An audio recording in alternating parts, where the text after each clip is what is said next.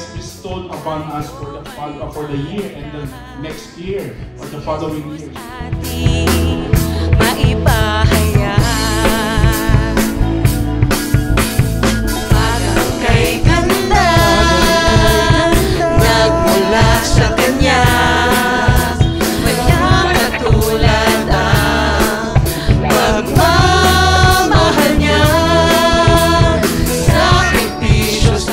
Giving is not all about money. Giving is a matter of God. Sa mga pangako niya, binawi mo na itong aming kalungkutan. Pinalitan mo na sayaw ng kagalakan, pagtulog sa buwan, iyong inalis, kaligayahan ang iyong ipinalik. 2025 at sa panibagong taon, bilang isang simbahan, bilang isang pamilya, we will be pursuing intimacy with God. Tanggapin natin siya sa puso at isipan, manampalataya sa kanyang ginawa. Kasalanan natin ay ipagtapat, pagkat siya lamang ang makakapagpatawad.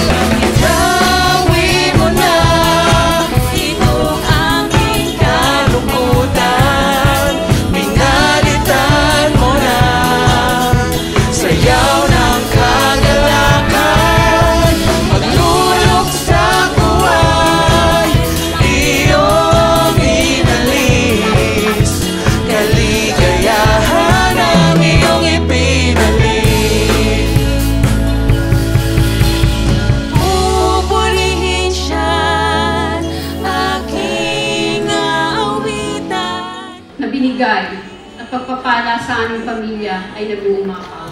All glory to God po. Siya lamang po at wala nang iba. Ang kaniyang pangalan ay aking pagpupurihan, magmula ngayon magpakailanman. God is working behind the scenes sa ating buhay. We may not see it now. We may not realize it, but ang Panginoon po ay patuloy na gumagalaw, kumikilos sa ating mga buhay. Amen? Kagalakan, paglulog sa buhay, iyong Because our desire is to serve Him more, and we will continue to serve Him in the ways He wants us to be. Now, when I lift my hands in worship, I laugh and smile, not because it's funny, but because the joy in my heart is rooted in the love of the Lord. pinalitan mo na sayaw ng kagalakan, paglulog sa buhay. We are truly blessed to be welcomed in the family of believers who is truly love Christ.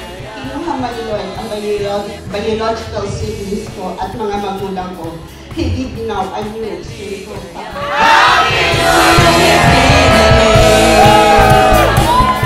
Sa darating na taon, sama-sama rin tayong lalago to pursue intimacy with God. Muli, maraming salamat sa ating Panginoon. All for His glory alone.